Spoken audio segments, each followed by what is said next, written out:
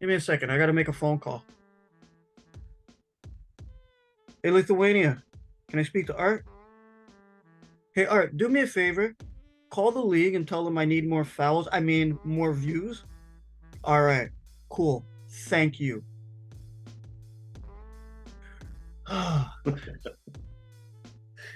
Good afternoon, good morning, good evening, ladies and gentlemen, wherever you are, whatever time it is for you right now. Just know that you are locked on to the point with the king. You guys know what to do. Go find us: Apple, Amazon, Spotify, Instagram, Facebook, Twitter. I mean X, which I got a couple of, and no burner accounts. But YouTube, which is hopefully where you're watching us. If you are, we appreciate it if you could go down there, maybe click subscribe, click like, help us out, leave some comments. You know, you guys right now, we're waiting to get to another 100 subs. And this, my dear, will be going away to one lucky fan out there. Okay, picked completely at random, unless you want to pay me off. No, I'm kidding. I'm kidding. And thank you for enjoying our fantastic guests that come on and have been here with us, especially my man out there in the steel town, Mr. Kirk Alfaro, Esquire. Thank you for having me, man. How you doing? Good. Thanks for having me. It's awesome to be back. Okay. There's a reason why you're back. Okay. Now, ladies and gentlemen, full disclaimer, you as Raptor fans might not agree with what Kirk will be saying at first. Okay? And if you do, but stay tuned, because I got your back. All right? I got your back. Don't worry about that. Now, Kirk, when we were speaking about this, you kind of reminded me of Peter Griffin with, you know what grinds my gears? So let's get into what's grinding your gears. Okay? Now, Mr. OG Anunoby. Okay? Oh, you have a lot to say about him. Now, what do you think he has shown in his tenure as a Raptors player? Go ahead. Here we go, ladies and gentlemen. Here we go. Where do I start? Okay, well, it's no secret. People have watched this podcast know, and you know, I've commented in the Facebook groups as well. I'm not a big fan of OG Anunoby. Okay, I don't dislike him. Like, I don't hate him as a basketball player.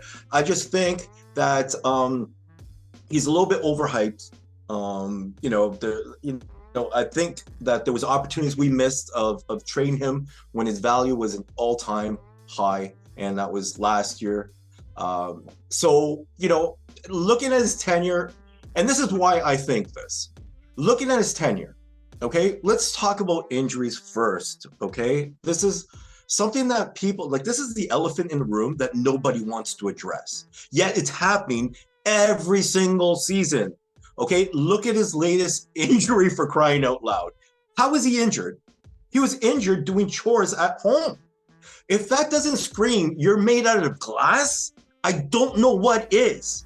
I don't know what it is. You know, you name me another player that you've ever heard of that's been on the IR, the injury report, or on the bench, had to miss games because they did something at home. It's just unbelievable. Okay, Indiana, injured, big injury, missed almost entire season. Okay, gets drafted by the Raptors every single year. He's been injured. I've been preaching this. I've been telling this to everyone. He's an injury-prone player. We have to get rid of him. He's going to be losing value. He's already lost value since. So, I mean, last year, I believe he was looking three first rounders and whatever. He's not going to get that now.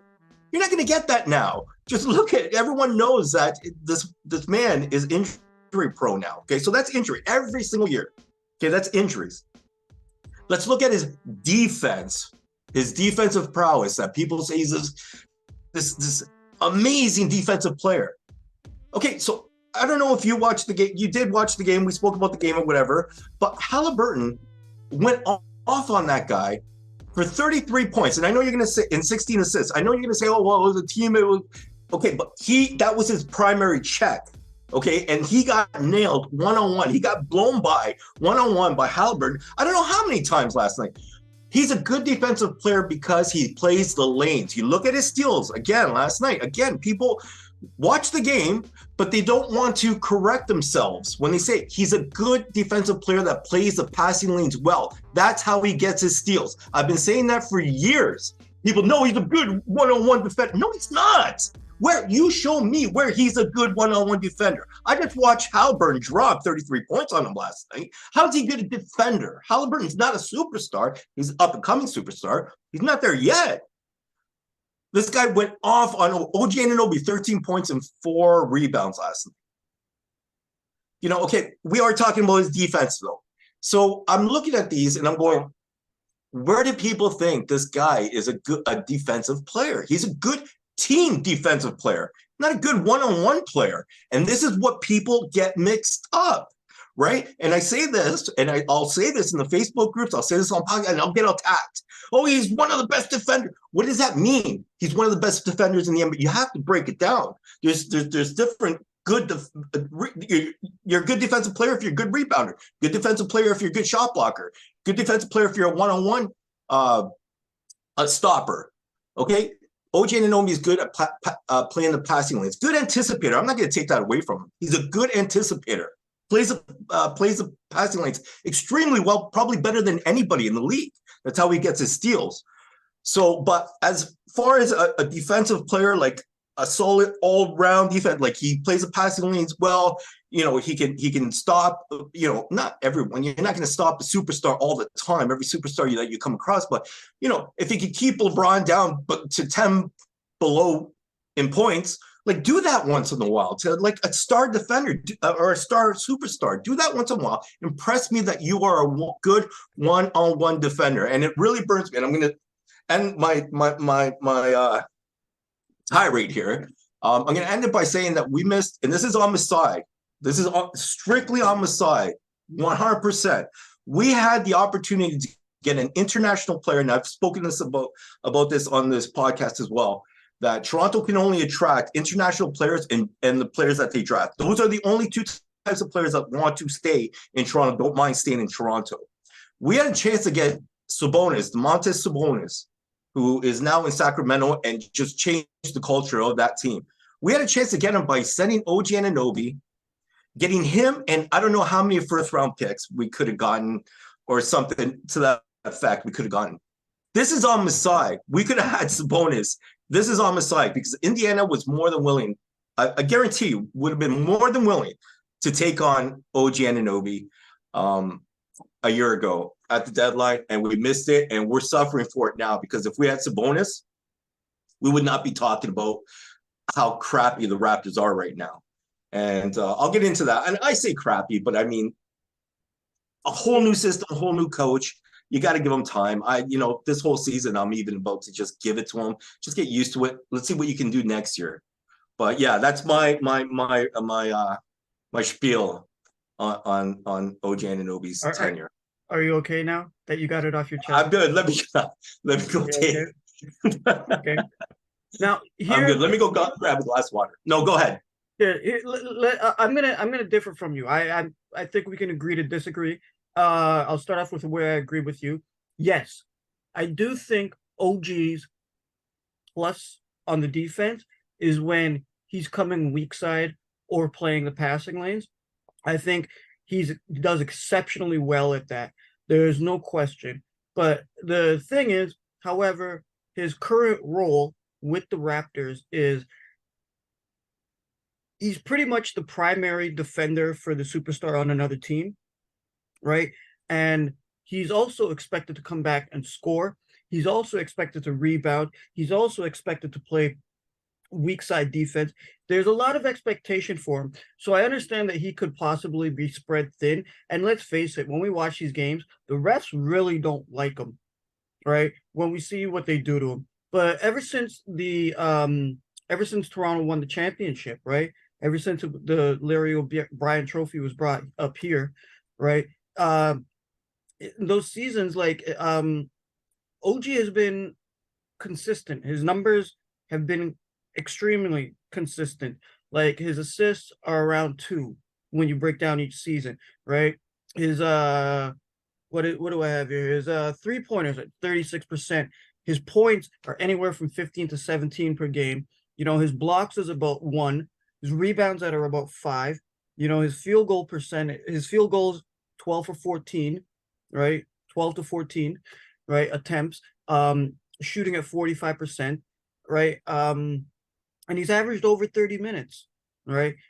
Within those couple of seasons. So he has become an integral part of this team, but I think that he's just spread too thin with the way the team has been playing, right? Because I think it's too much on him, right? Like you can shit on him all you want about him being injured. Yeah, there was one season where he missed 39 games, one season where he missed 34 games after the championship, right? This year currently he's missed 4 games, right? Doing chores in his house. Right? But I think too much is put on him. I like he's not a focal piece for the Raptors. He's more of a role player. But when he's on the court, being in that starting 5, there's I think there's a little too much pressure put upon him. If his role can be solidified into maybe 1, 2 dimensions, right? I think he can shine within that spot. Now, I want to ask you something else based on that. It's with him having to shine like that, what is his value to the Toronto Raptors team? How valuable do you think he is? Because I could clearly see that you care, right? You really do care about this team and the players. I could see that's why you're so passionate. But tell me what you think his true value is to this team. Well, to this team as it stands right now, he's pretty valuable. He does a solid job defensively. I see when you talk about value, I have to look at the whole, like his whole tenure, right? So why are we still talking about expectations? See, this is what I'm talking about, King. We're still talking about expectations when it comes to OG Anunoby, and this man is in his 7th year, I believe. Yeah. 7th year in the league, and people are still, but wait for his potential. What is he expected to do? Well, he's expected, you mentioned, you hit it right on the head. He's expected to do all those things. He was expected to do all these things, and this is going to his value now. He was expected to do all those things, but it turns out he can't do them. He hasn't been able to do them, unfortunately. I wish he was expected. Sure, he's expected to get rebounds, but sometimes he gets 10 rebounds, sometimes he gets 2. He's expected to score. By now, it should be 25 points a game on average, right? That's what everyone was saying 4 years ago, 3 years ago, even maybe even 2 years ago. Yeah. And he averages what, maybe a little bit over 10. I haven't checked. I have to admit, I haven't checked. He averages any season. Right now, he's at 11 point, I believe 8. Right. And last year he was at 17. And this is a team this year where it's pretty much, hey, the coach Darko is pretty much, hey man, I'm new to this team. Here's the ball. Who wants it? Like OG is supposed to stand up and go, okay, you know what? I think it's about my time, but he doesn't have it in him. You mentioned expectations, and it's too much on him. It is too much on him. It's not just him, though. It's all the budding superstars who want to be superstars but can't be superstars because mentally they don't have it in them to be superstars. How many times and I seen it yesterday, OG Anunoby does an amazing steal, goes in for an amazing block, walks back like he doesn't even understand what he just did. Yeah. Like he does not understand. He's stoic. He's like cold, and he just walks back like nothing happened. Whereas other people are like, they're putting their fists in their, just the adrenaline's going, they're going crazy. Yeah, right. I don't expect them to do all that much, but at least, just put your hand in, just give a primal scream or something, and he doesn't have it. And that's the difference of making him a superstar. And I knew this years ago. I could tell by his personality. He wasn't going to become the player that everyone expected him to be just because he doesn't have it mentally. The expectations and, like you said, the pressure of it, it just gets to him. And he's not able to climb over that hump because he has, I've said it a million times, he has the athletic ability. He's athletic beyond it's not even imaginable how athletic that guy is, man. Some of the stuff that he does, I just look, he's just so long, and he has all the attributes to become that superstar. But it's mental, man. It's mental. It's either you can do it, you're gonna do it, or you can't. So So he from doesn't have value, that man. dog in him. Yeah, he doesn't have that dog in him, man. I'm telling you. And so value-wise, I mean, man, we could have gotten so much for him. He was very valuable to Toronto. I mean, he has been very valuable, or maybe perceived to be very valuable. Whereas the rest of the league really doesn't think so. Now, remember, he asked, I think it was last year, that he wants to be more involved in the offense. I think he told Nick Nurse this. And you just don't see him being assertive, though. That's the problem, right? When he catches that ball, he's not looking to score. And that's the problem. He doesn't have that killer instinct. He doesn't have that scorer's mentality. And I think the league is starting to see him. Like, I don't think we're gonna get, if we are gonna trade him, or something happens, I don't think it's gonna be he has the same trade value as he did in previous years. And people are starting, and like this whole thing, people look at household, he got hurt doing household chores. This is stuff going around with the GMs now going, what? Oh my God. Like now they're thinking, okay, yeah, you know what? Maybe this guy, there is a problem with this guy. This guy is really injury prone. He's just clumsy. His body does not, I don't know. Maybe he developed too quickly. Maybe he was training too hard as a kid. But he's just way too injury prone. And unfortunately, we're seeing this now. But I don't know. Masai is like stuck on having OG, and he feels that OG is super valuable to this team, and I don't see it. Like, I'm happy he's on this team. He makes his minor contributions, but I mean, if we could trade this guy and get We'll something, get into that. okay, Now, yeah. So, okay, so hold on. I don't know. I'm not at where you are with this. I believe OG is extremely valuable to this team. Just from eye test, just from watching, seeing him, Scotty, I know you're not going to like this, Pascal, seeing them on the court, Schroeder. I see a lot of these players being extremely valuable towards this team. And OG is definitely one of them because he's providing things that the players I've mentioned prior to this, they cannot provide, really, except maybe Scotty, right? If he really puts his head into it and give him some years, expectations. But I think he is extremely valuable to this team. And I think his valuable is really up there. But you're saying his value has depreciated across the league. Am I correct? Okay. yeah. So if you're saying, let me ask you this, okay? I'm gonna get into it with you here, but let me ask you this: if his value has decreased, and you were Masai, and you wanted to replace him, what would you be looking for? Not who, but what type of player would you be looking for to come into the Raptors organization? Well, Balls in your either court. two things. So another bona fide scorer, a little bit more consistent than Pascal. Pascal, I like Pascal. I hope he doesn't leave. I hope he doesn't go anywhere. He's a walking bucket, that guy, man, when he gets into his own. So I like Pascal, I like Scotty. We would be looking for me personally, either another big, okay, that Jakob Pertl is okay. But I mean, I rather, there's a couple other centers out there that, I think would be a much better fit with the Raptors. You know, like who? Vukovic, maybe. But another tall guy and another scorer. And, not a guy like Damian Lillard. I'm really glad he didn't come. Glad Milwaukee's got him. Yeah. But maybe like a Bradley Beal. Someone that can consistently hit a shot, and help out Pascal. Like asking Pascal to score 30 points a game is hard. It's not really in him. He's a good 20 to 25.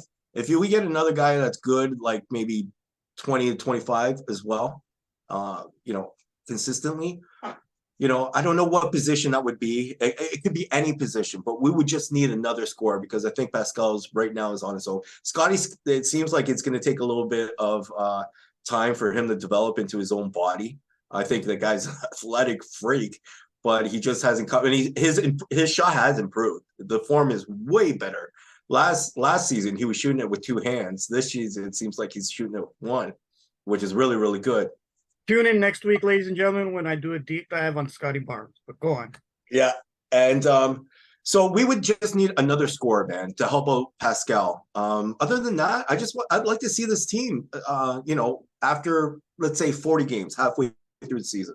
I'd like to see on them because I like how they're progressing. I knew at the beginning it was going to be a little messed up and I knew they were going to lose a lot just because of this whole new system, whole new coach, and they just got to get into it. After having 5 years with Nick Nurse, all these guys, Pascal, all the guys that have been on this team for a while, they all got to get used to it, and that takes time to build that chemistry over a new system. I see that they're not switching as much anymore defensively. And so that's, there's things there that they have to start getting used to. And I think it's going to take a little bit of time, probably up to maybe 40 games. And who knows if they're going to be in play of contention there or not. But I think it's going to take a little bit of time. Okay. But yeah, to answer your question, we definitely need another scorer. What position? I wouldn't know. Just as long as they score 20, 25 points a game to help out Pascal. Okay. Well, ladies and gentlemen, we'll see if that happens. Personally, I don't want to see OG go anywhere. All right. That's just my opinion. All right. But just like Kirk, just like me, just like you guys out there, everybody's got an asshole, just like an opinion. So we all got one, so you guys share in the comments. Let us know. Kirk, before we get out of here, can you let the ladies and gentlemen know where to find you if they want to find you? Well, I'm not really that active on social media that much anymore, but I am at I guess at Game Day Entertainment on Instagram if they want to follow me, whatever I'm doing. That's basically, I just upload some things up there every now and then. All right, and you guys know where to find me right here at my home on To The Point. You guys will be following me on my another podcast called What the Facts, coming up very soon. You guys can find me at King Hussein. And don't forget to go find Arturas. If you like our production, message him. He is my guy. I'm sure he's going to put his link down there somewhere or wherever. Word up to Arturos. Yeah, right. Okay, guys, thank you very much for enjoying today's podcast. Remember, click subscribe. This Raptors hoodie could be yours. Okay. Right. And thank you very much for supporting us and our fantastic guest. Kirk, thank you for spending time out of your day with me. I guess you got to get back into that courtroom. Okay. So to debate a little bit more. But so on behalf of myself, Arturas, Kirk, Alpha, Esquire, right? The To The Point family, and you, if you're watching, I consider you part of To The Point family. So on behalf of all of us, good afternoon, good morning, good evening, good night, and